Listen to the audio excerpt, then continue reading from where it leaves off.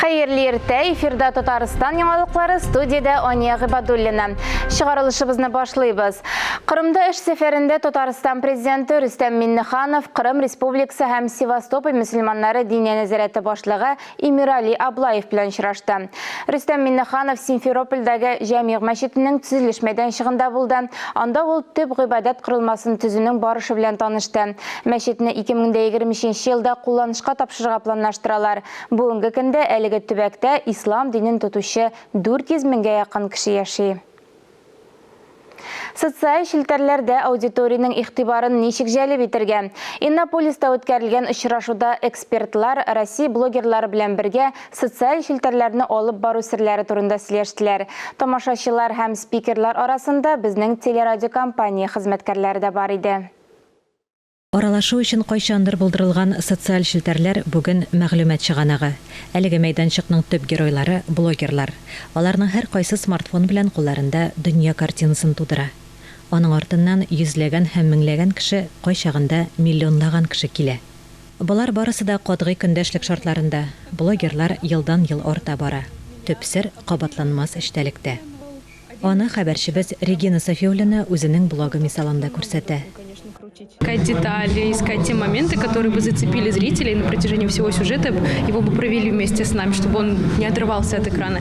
И вот эти лайфхаки наши телевизионные, они во многом помогают в ведении блога, потому что ты их применяешь и также удерживаешь свою аудиторию уже в интернете. Хәзер блогерлык һөнәре журналистиканың яңа форматы булды дигән фикер бар. Хәзер бу үз тормышларын ачыктан-ачык күрсәтүчеләр генә түгел, иҗтимагый кәеф формалаштыручы инфлюенсерлар, экспертлар булып чыгыш ясый. Татар блогерлар дигәндә менә мин гел әйтәм, татар блогерлары акча эшли башлады икән. Бу бик беренче зур тәргиш, һәм инде зур файдалы эш.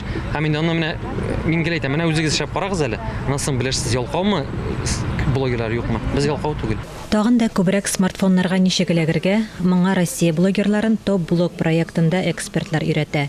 Иннополиста проектның эшлекле форумы очраклы гына узмый. Бу социаль шелтәрләрдә шәһәр имиджын формалаштыруның иң уңышлы мисалларының берсе.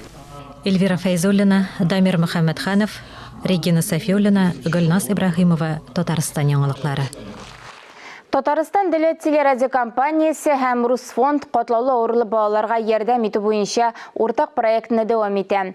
Узган юлы без Вася һәм Саша Жисковларга ярдәм иттек. Бүген Лёва Хусаиновка ярдәм кирәк. Малайның йөрәгендә яман шиш табылган. Аны Испаниядә тикшеренү һәм дәвалануына коткарып калырга мөмкин. Ул хәрәкәтчән уеннар уйнамый. Тормышны саклап калу өчен аңа йөгерергә рөхсәт итмиләр. Малай йөрәгендәге кечкенә генә шиш белән туган. Малайга 4 ай тулганда җитди проблемалар башлана.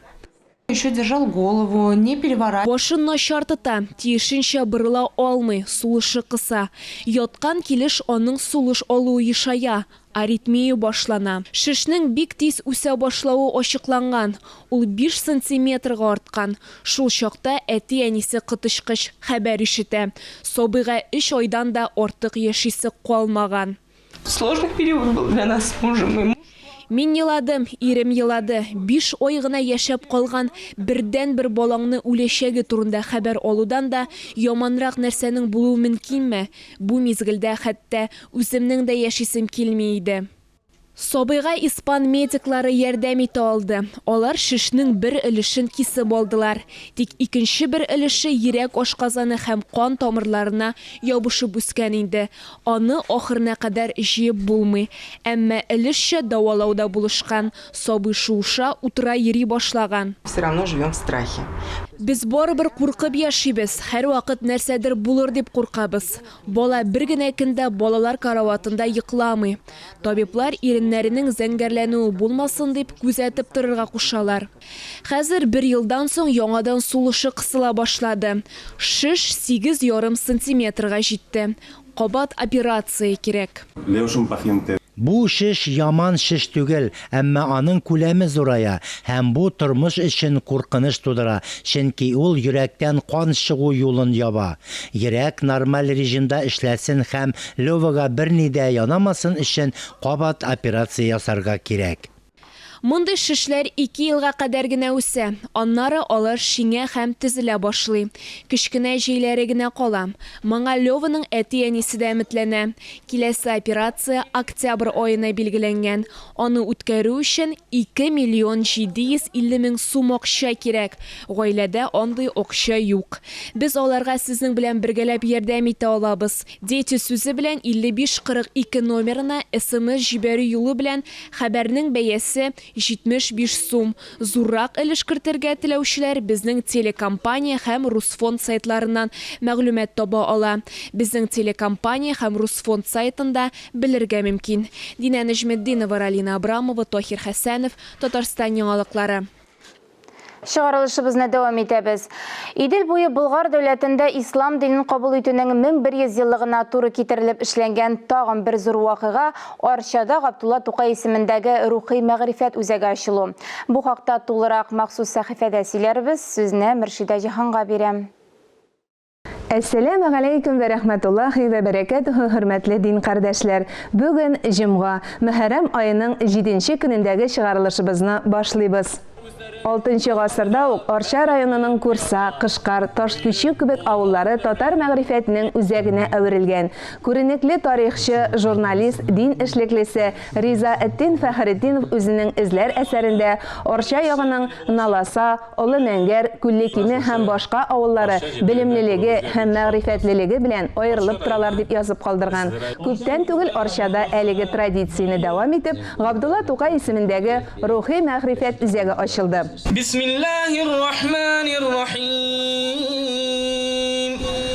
Үзәк ачу өчен башлап йөргән Арча районы имам мөхтәсибе Әмир хәзрәт Миңнимуллин билгеләп үткәнчә, аңа ихтыяҗ зур иде. Бу рухи мәгърифәт үзәгендә безнең эш укыту сыйныфы, бер конференц зал, Арча имам мөхтәсибенең кабул итү бүлмәсе, столовый һәм кибет урыннар алгандыр иншалла рахман. Инде монда башлангыч дини белемне алачаклар, Аллаһ насыйп итсә. Аллаһу акбар. Ла илаха иллаллаһ. Аллаһу акбар. Аллаһу акбар. Бүлмәләргә кирәк булган барлык җиһазлар урнаштырылган. Үзәктә көзен дин сабаклары башлана. Безнең районыбызда менә 93 мәчет эшли. Шушы 93 мәчеттә 150 мөгаллимә гыйлем бирә. Әлхәмдүлиллә. 800дән артык өлкәннәр, 400 тирәсе безнең балалар гыйлем алалар. Әлхәмдүлиллә. Район күләмендә алганда мәчет каршындагы курсларда укучыларның гомуми саны 1600 кеше. Яңа үзәктә укырга теләүчеләр дә туплана башлады.